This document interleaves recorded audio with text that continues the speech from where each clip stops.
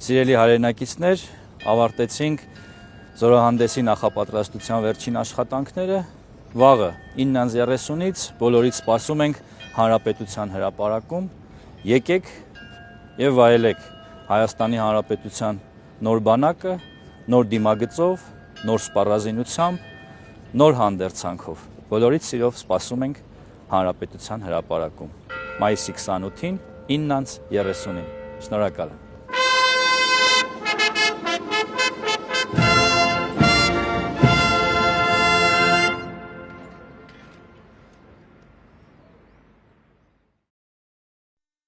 Հավանիչ տեսանյութը եւ բաժանորդագրվիչ նորությունները բաց չթողնելու համար։